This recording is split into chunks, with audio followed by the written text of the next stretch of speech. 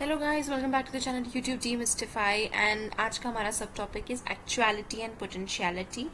ज़्यादा difficult topics नहीं है, इजी है, और हम मेजरली इसको एरिस्टोटल के perspective and point of view से ही पढ़ेंगे क्योंकि एरिस्टोटल ने एक्चुअलिटी एंड पोटेंशियलिटी के ऊपर काफ़ी काम किया।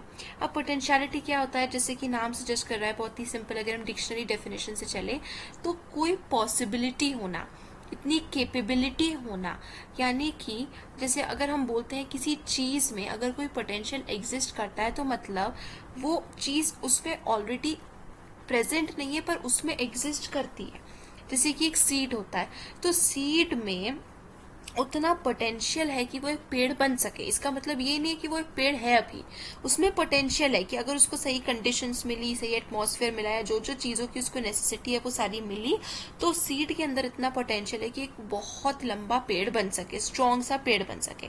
This is known as potentiality, कि जब कोई चीज़ किसी चीज़ में लाई कर रही है, future, when the future is lying in something. अभी वो बेशक चीज वैसी नहीं है, लेकिन फ्यूचर में अगर कंडीशन सही मिली तो वो पोटेंशियलिटी है कि वो पर्टिकुलर चीज ट्रांसफॉर्म हो सकती है। एक्चुअलिटी मतलब, तो अब देखिए, पोटेंशियलिटी जो होता है वो मूव नहीं करता है।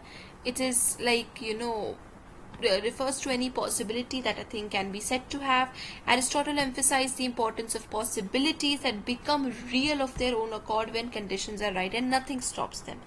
तो ऐसी पॉसिबिलिटीज अगर कंडीशंस उनको सही मिली तो वो खुद से बन जाती है। A thing that exists potentially does not exist in actuality, but the potential does exist. It relates the object with matter. तो पोटेंशियलिटी जो है उसको मैटर के साथ रिलेट करते हैं और एक्चुअलिटी को फॉर्म के साथ रिलेट करते हैं। कैसे? क्योंकि एक्चुअलिटी मतलब कि मोशन, चेंज, अभी प्रेजेंट में उसका जब जो उसका फॉर्म है, जब वो अपनी पूरी फुलेस्ट पोटेंशियल जब रियलाइज हो जाएगा। In contrast to potentiality, actuality is the motion, change or activity that represents an exercise or fulfillment of a possibility when it becomes real in the fullest sense. जब वो पूरी तरह से real बन जाते हैं, यानी कि जब एक सीड अपने पूरे सेंस में, पूरा पेड़ जिसमें फूल है, फ्रूट्स है, पत्ते जो भी है, वो जब बन जाएगा, then it will be actuality. वो अपने पोटेंशियल को रियलाइज कर रहा है। पोटेंशियल जो है वो मोशन में आके चेंजेस ला रहा है। So motion is the actualising of a potentiality to the subject. जब पोटेंशियल जो है वो एक्चुअलाइज होता है, उस प्रोसेस को मोशन कहते हैं, वो चेंज कहते हैं, ग्रोथ कहते हैं। And this actualization is the composition of the form of the thing that comes to be. यानी कि जो फॉर्म आने वाला होता है उसे एक्चुअलाइजेशन कहते हैं, एक्चुअलाइज्ड फॉर्म। तो एक्चुअलाइजेशन जो है वो फॉर्म से रिलेटेड है, पोटेंशियलिटी जो है वो मैटर से रिलेटेड, क्योंकि एक मैटर के अंदर पोटेंशियलिटी एग्जिस्ट करती है। और एक्चुअलाइजेशन मतलब जब वो मैटर अपना फुलेस्ट फॉर्म ले लेता है तो वो एक्चुअलिटी हो जाता है। Aristotle defined the soul as the first actuality of a natural body that has life potentially within it. तो सोल क्या है? एक ऐसी चीज जिसके अंदर पोटेंशियल एग्जिस्ट करती है। जब वो पोटेंशियल पूरी तरह से मोशन की हेल्प से एक्चुअलिटी में, रियलिटी में कन्वर्ट हो जाती है तो वो सोल बन जाती है।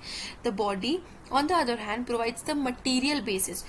बॉडी वो स्टेज है, वो फाउंडेशन है, वो एजेंट है जिसके अंदर सोल की एक्टिविटी होती है, और इसीलिए वो सोल की पोटेंशियलिटीज के लिए, सोल एक एक्चुअल चीज है, एक्चुअलिटी है जो कि रियलाइज हो चुकी है, रियल हो चुकी है, लेकिन सोल के अंदर अभी बहुत सारी पोटेंशियलिटीज है और वो पोटेंशियलिटीज हम फुलफिल करते हैं थ्रू द बॉडी। अब एरिस्टोटल की इस एक्चुअलिटी और पोटेंशियलिटी को लेकर काफी क्रिटिसिजम्स भी मिले हैं। One criticism is that the concepts of potentiality and actuality seem to involve a contradiction. As actuality is defined as the fulfillment of a potentiality, yet potentiality implies the possibility of change or development. तो potentiality और actuality जो है वो दोनों एक दूसरे से बहुत ज्यादा कॉन्फ्लिक्ट कर रहे हैं, यानी कि कहा क्या जाता है कि एक्चुअलिटी जो है वो पोटेंशियलिटी के बाद वाली स्टेज है, कि जब पोटेंशियलिटी एग्जिस्ट करती है और पोटेंशियल जब अपने आप को रियलाइज करता है, उससे चेंजेस लाता है, तो वो एक्चुअलिटी में कन्वर्ट हो जाता है।